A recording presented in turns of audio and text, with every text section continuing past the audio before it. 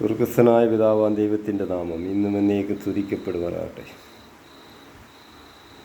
ദൈവത്തിൻ്റെ വചനം ജീവനും ചൈതന്യമുള്ളതായി ഇരുവാത്തലയുള്ള ഏത് വാളിനേക്കാളും മൂർച്ചയേറിയതും പ്രാണനെയും ആത്മാവിനെയും സന്ധിമജ്ഞകളെയും വേർപിടിപ്പിക്കും വരെ തുളച്ചു ചെല്ലുന്നതും ഹൃദയത്തിലെ ചിന്തനങ്ങളെയും ഭാവങ്ങളെയും വിവേചിക്കുന്നതുമാകുന്നു. കർത്താവിന് മറഞ്ഞിരിക്കുന്ന ഒരു സൃഷ്ടിയുമില്ല. സകലതും കർത്താവിൻ്റെ കണ്ണിന് നഗ്നവും മലർന്നതുമായി കിടക്കുന്നു. ആ കർത്താവിനെയാണ് നമ്മൾ ഫോളോ ചെയ്യേണ്ടത്. കാര്യം നമ്മുടെ ചിന്തകളെ മനസ്സിലാക്കുന്ന കർത്താവ്, ആ ഇസ്രായേലിൻ്റെ ദൈവം, മരിച്ചവരെ ഉയർത്തെഴുന്നേൽപ്പിക്കാൻ കഴിവുള്ള ദൈവം, അനേകരെ ഉയർപ്പിച്ചു. ഒടുവിൽ കർത്താവ് തന്നെ എഴുന്നേറ്റ് 500 പേർക്ക് പ്രത്യക്ഷനായി.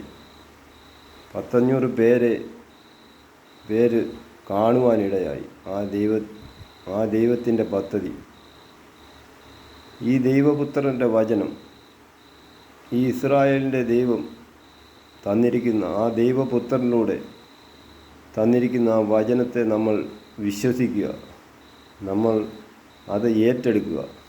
അതിനെന്ത് ചെയ്യണം? വീണ്ടും ജനിക്കണം. നമ്മുടെ ക്വാളിറ്റിയല്ല, നമ്മുടെ ഉള്ളിലിരിക്കുന്ന ചിന്തയല്ല, ആ ദൈവത്തോട് നമ്മൾ അടുത്ത് ചെല്ലണം, നമ്മളെ സമർപ്പിക്കണം, ആ ദൈവത്തിൽ ആശ്രയം വെക്കണം. എന്നാലേ നമുക്ക് ആ ദൈവത്തിൻ്റെ വചനം നമ്മുടെ ഉള്ളിൽ പ്രവർത്തിക്കത്തുള്ളൂ. അല്ലാതെ 1000 തവണ ബൈബിൾ വായിച്ചെന്ന് പറഞ്ഞാലും നമുക്കതിൽ നിന്ന് ഒന്നും മനസ്സിലാക്കാൻ പറ്റത്തില്ല. നിത്യജീവനാണ് മനുഷ്യന് നൽകിയിരിക്കുന്നത്. എന്ത് കഷ്ടങ്ങളോ പ്രയാസങ്ങളോ ദുരിതങ്ങളോ എന്ത് വന്നാലും ആ നിത്യജീവൻ കളയാതെ ആ ദൈവം വെച്ചിരിക്കുന്ന പദ്ധതിയിലേക്ക് പ്രവേശിക്കുക. 1000 ആണ്ട് ഭരണം, അത് കഴിഞ്ഞ് നിത്യജീവൻ, അതിലേക്ക് പ്രവേശിക്കുവാൻ നമ്മൾ ഉത്സാഹിക്കുക. നോഹയുടെ കാലം പോലെയും സോദോം ഗോമോറിൻ്റെ കാലം പോലെയും സംഭവിക്കുന്നു. നോഹയുടെ കാലം എന്താണ്? വെള്ളപ്പൊക്കമുണ്ടാകും, അതിനൊരു പെട്ടകം പണിയണം. ഈ ലോകത്തെ ദുഷ്പ്രവൃത്തി കാരണം ഈ ലോകത്തെ വെള്ളം കൊണ്ട് നശിപ്പിക്കാൻ പോകുന്നു. അതിന് നോഹയെ വിളിച്ചൊരു പെട്ടകം പണിയുവാൻ ദൈവം കൽപ്പിച്ചു. പക്ഷെങ്കിൽ 100 വർഷമോളം ആ പെട്ടകം പണിയാനെടുത്തു. അതിനകമായിട്ട് നോഹ പ്രസംഗിച്ചിട്ടുണ്ട്. വെള്ളം പൊങ്ങും, മഴ പെയ്യും, വെള്ളം പൊങ്ങും, നിങ്ങൾ മാനസാന്തരപ്പെട്ട് തിരിഞ്ഞ് ദൈവത്തിലേക്ക് വരൂ. പക്ഷേ ഇന്നത്തെക്കാട്ടിലും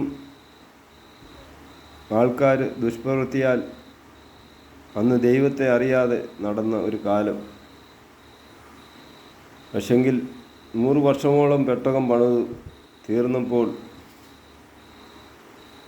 ദൈവത്തിൻ്റെ പദ്ധതി അവിടെ നിറവേറി.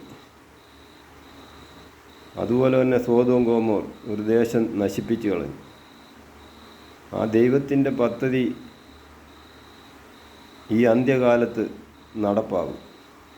ദൈവരാജ്യം ഇസ്രായേലിൽ ദൈവരാജ്യം സ്ഥാപിക്കും. അതിൻ്റെ പൗരത്വം നമ്മളിപ്പോഴേ നേടുക. നമ്മളെ ഈ ലോകത്ത് എത്ര കോടി ജനങ്ങളുണ്ടോ അവരെയെല്ലാം സ്വർഗത്തിലിരുത്തിയിരിക്കുന്നു എന്നാണ് ബൈബിൾ പറയുന്നത്. പക്ഷേ ആ സ്വർഗത്തിൽ ഇരുത്തിയിരിക്കുന്നത് നമ്മളത് എന്ത് ചെയ്യണം? ദൈവപുത്രനോട് തന്നിരിക്കുന്ന വചനത്തെ സ്വീകരിക്കണം. ആ ദൈവത്തെ അന്വേഷിക്കണം. ദൈവത്തിൻ്റെ പ്രവൃത്തി എന്താണ്, ദൈവം എന്താണ് പദ്ധതി വച്ചിരിക്കുന്നത്, അത് നമ്മൾ അന്വേഷിച്ച് ചെല്ലണം, അതിനെ കണ്ടെത്തണം. നമ്മൾ ആ ദൈവത്തിൻ്റെ ആ ഇഷ്ടം ചെയ്യണം. ദൈവപുത്രനോട് തന്നിരിക്കുന്ന വചനത്തെ നമ്മൾ വിശ്വസിക്കണം. സമാധാനം നമ്മുടെ ഉള്ളിൽ വരും. സമാധാനമില്ലാതെ വരുമ്പോഴാണല്ലോ ഓരോ കുടുംബത്തിലും പല പ്രശ്നങ്ങളും വരുന്നത്, ആത്മഹത്യ ചെയ്യാൻ പ്രേരണ വരുന്നത്. അവരവരുടെ ഉള്ളിൽ ആ ദൈവത്തിൻ്റെ സമാധാനം, വീട്ടിൽ എന്തെല്ലാം പ്രശ്നങ്ങളുണ്ടെങ്കിലും സമാധാനമുണ്ടെങ്കിൽ ഈ ആത്മഹത്യക്കൊന്നും മുതിരത്തില്ല. അതുകൊണ്ട് സമാധാനം നമ്മുടെ ഉള്ളിൽ വരണമെന്നുണ്ടെങ്കിൽ ദൈവം വെച്ചിരിക്കുന്ന ആ പദ്ധതിയിലേക്ക് പ്രവേശിക്കുക. പിശാചിന് ഇടം കൊടുക്കാതെ, ആ പിശാചിൻ്റെ തന്ത്രത്തിൽ കുടുങ്ങാതെ ഈ ദൈവിക സ്വസ്ഥതയിലേക്ക് പ്രവേശിക്കുക. ദൈവത്തിൻ്റെ സ്വസ്ഥത, ഇസ്രായേലിൽ ദൈവം ഒരുക്കിയിരിക്കുന്ന ആ സ്വസ്ഥത, ആ അടയാളം, ശബത്തെന്ന ആ സ്വസ്ഥത, ആ ശബത്തിൻ്റെ അടയാളം, അതാണ് ഒരു അടയാളമാണ്. ഇസ്രായേലിൻ്റെ ദൈവത്തെ വിളിക്കുന്നവർ ആ സ്വസ്ഥതയിലേക്ക് പ്രവേശിക്കുവാനാണ് ദൈവം ആഗ്രഹിക്കുന്നത്. അതിനിപ്പോൾ എന്തെല്ലാം ജോലിയോ നമ്മുടെ കഷ്ടപ്പാടോ പ്രയാസങ്ങളോ ഒന്നുമല്ല, ദൈവത്തിൽ ആശ്രയം വെച്ച് ആ സ്വസ്ഥതയിൽ പ്രവേശിക്കുക.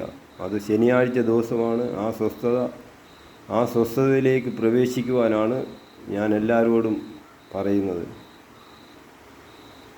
ദൈവിക സ്വസ്ഥതയിൽ പ്രവേശിക്കണം, എന്നാലേ ആ ദൈവത്തിൻ്റെ പദ്ധതിയിൽ പ്രവേശിക്കാൻ പറ്റുള്ളൂ.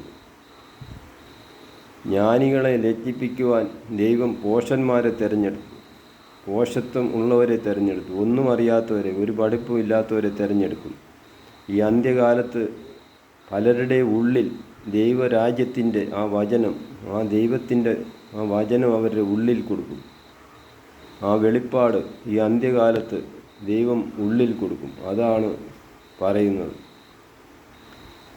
അല്ലാതെ തലയിൽ കൈവച്ച് ആരെങ്കിലും ഒരു ദൈവദാസൻ വന്ന് ഒരാൾ തലയിൽ കൈവച്ചിട്ട് പറയും, നീ ഈ ലോകരാജ്യങ്ങളിൽ സുവിശേഷം പറയേണ്ടവനാണ്, നിന്നെ ലോകരാജ്യത്ത് സുവിശേഷം പറയുന്നതായി കാണുന്നു എന്നൊക്കെ പറഞ്ഞു കഴിയുമ്പോൾ അവൻ്റെ ഉള്ളിൽ ഒരു ചിന്ത കയറി വരും, ഞാൻ ലോകരാജ്യത്ത് സുവിശേഷം പറയേണ്ടവനാണല്ലോ. അപ്പോൾ അവന് മാറ്റം വരും. പക്ഷേ ദൈവം ഇതൊന്നും അറിയുന്നില്ല. ദൈവത്തിൻ്റെ പദ്ധതി എന്താണ്? ദൈവം തന്നെ അവൻ്റെ ഉള്ളിൽ കൊടുക്കും. നീ സുവിശേഷം പറ, അല്ലെങ്കിൽ നിൻ്റെ സ്വഭാവത്തിന് മാറ്റം വരുവാൻ ദൈവം തന്നെയാണ് അത് തീരുമാനിക്കുന്നത്. എന്ത് സ്വഭാവം, ഏത് രീതിയിൽ നടക്കണം, ഏത് രീതിയിൽ പ്രവർത്തിക്കണം എന്നുള്ള ദൈവം തന്നെയാണ് അവൻ്റെ ഉള്ളിൽ കൊടുക്കുന്നത്.